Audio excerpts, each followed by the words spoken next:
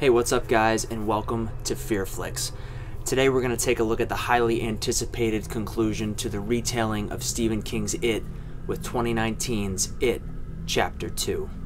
Now if you saw the episode I did on the first It from 2017, I was very mixed on the movie overall. There were some aspects of the film that I absolutely loved and some things that I absolutely hated. Now despite those initial mixed feelings, after rewatching the movie a few times after it came out on Blu-ray, my view seemed to level off a bit and I grew to appreciate the film on its merits. The acting was great, the kid actors were absolutely perfect for the characters that they were playing, and there was enough of a balance between creepiness and straightforward jump scare horror. Enough of a balance that the negatives don't really ruin the movie for me, as it did for a lot of other people. Now, after the first film came out, I was super excited for Chapter 2, and I could not wait to see who would be cast to play the adult versions of the losers. Ultimately, once again, in my opinion, they nailed it perfectly here. We have James McAvoy as Bill Denborough, Jessica Chastain as Beverly Marsh, Bill Hader as Richie Tozier, Jay Ryan as Ben Hanscom, Isaiah Mustafa as Mike Hanlon,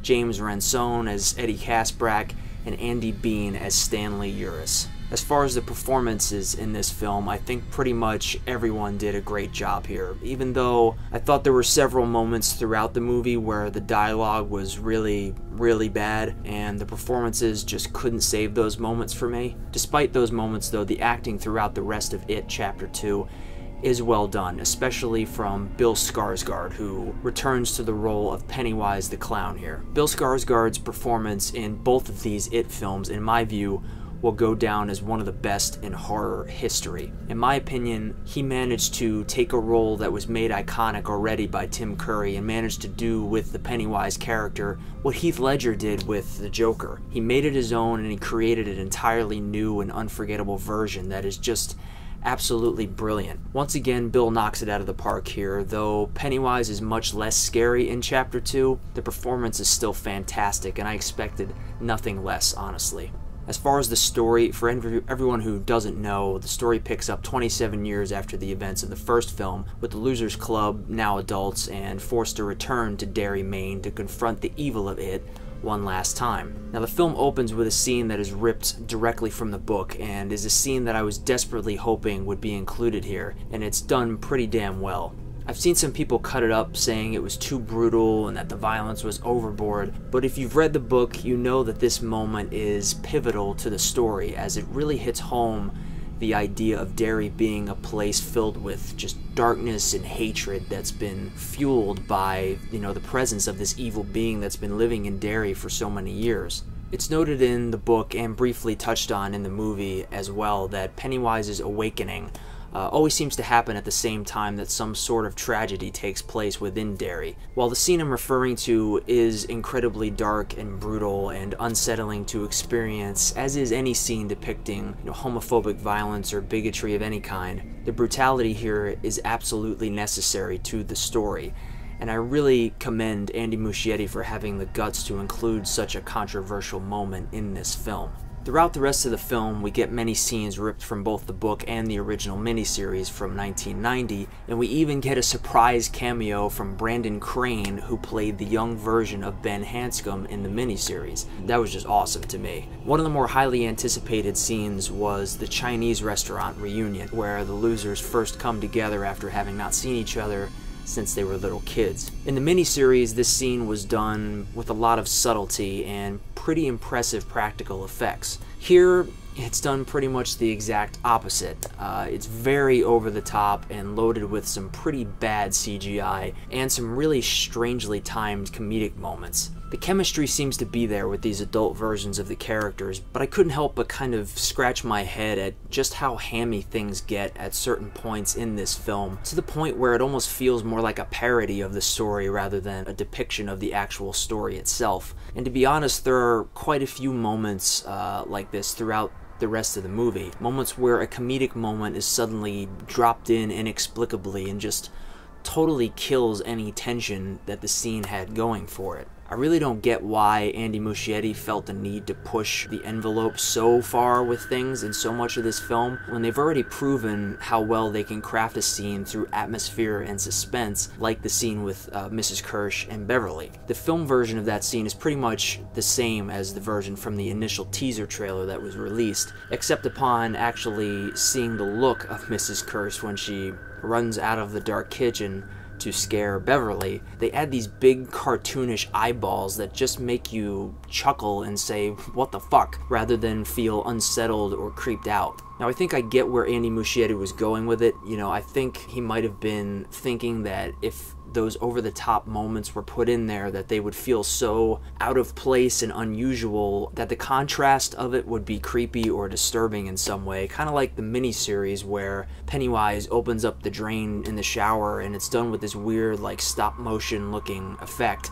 And it's so bizarre to see and feels so out of place to the point where it comes off as unsettling. At least it did for me when I watched it growing up. If that is what the intent was here, it really doesn't work in my view. The cartoonish moments and the super hammy moments don't come off as unsettling, they just kind of come off as fucking weird, but for all the wrong reasons. I also found it really strange and really ironic that one of the biggest criticisms I always see people give towards the miniseries is that it's way too cheesy and over the top, yet here we have one of the most over the top and batshit crazy horror films I've seen in a long time. Don't get me wrong though, this film is completely entertaining throughout the nearly 3-hour runtime, and it really impresses me that they managed to make a film this long that doesn't feel slow or boring at all, at least not to me. Going into this movie, of course, everybody was worried about what we would get as the final form of Pennywise. Obviously, everybody remembers the infamous spider from the miniseries, but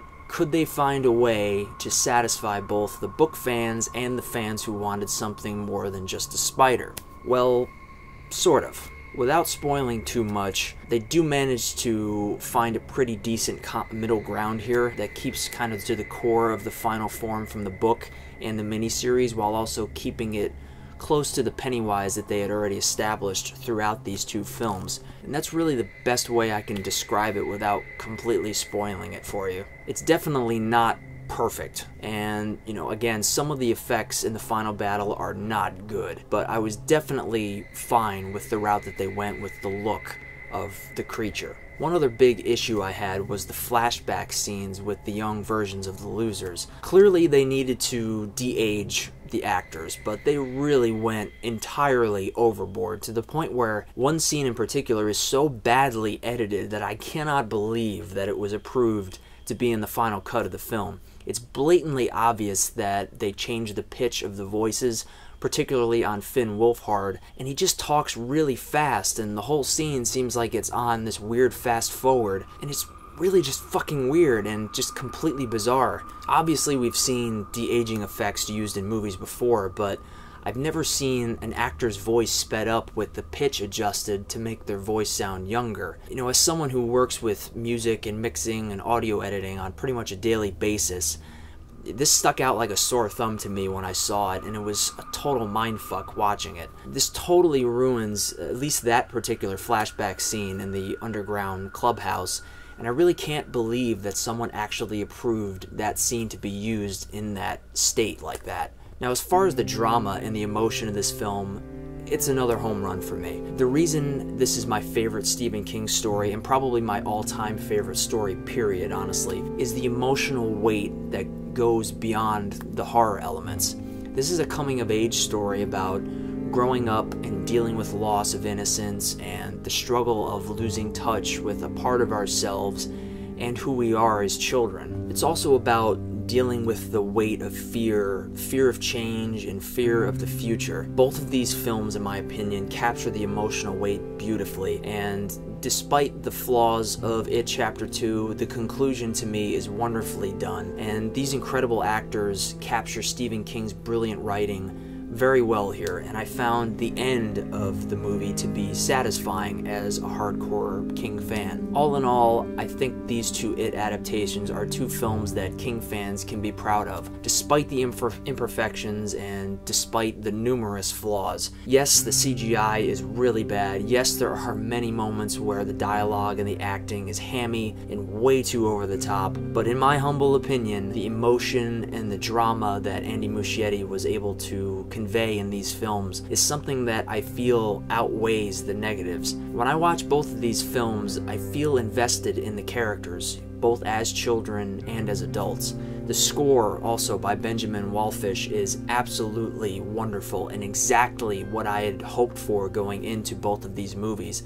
And believe me, music is an unbelievably vital part of carrying the weight of a dramatic and emotional story, and the music in both of these films captures that to absolute perfection, in my opinion. We also have a unique vision and performance of Pennywise that will more than likely be remembered for many years to come. The bottom line is that the modern adaptation of Stephen King's It is very much a mixed bag of positives and negatives, but for me, the storytelling is what matters the most at the end of the day, and I believe that It and It Chapter 2 have given us a story with enough substance and enough weight to keep King's original story in the conversation of horror fans for many more decades to come. I mean, seriously, the first It in 2017 is the highest grossing horror film of all time, not to mention one of the most successful R-rated films of all time. That's no easy feat, and the fact that a Stephen King adaptation of a book from like 30 years ago is able to generate so much success and so much buzz in 2019 is unbelievable. Stephen King's work has exploded in popularity the past several years to the point where we're seeing adaptations and sequels popping up everywhere. You know, there's never been a better time to be a Stephen King fan, and I can't wait to see what the future holds for the king of horror. With that being said, I want to know your thoughts.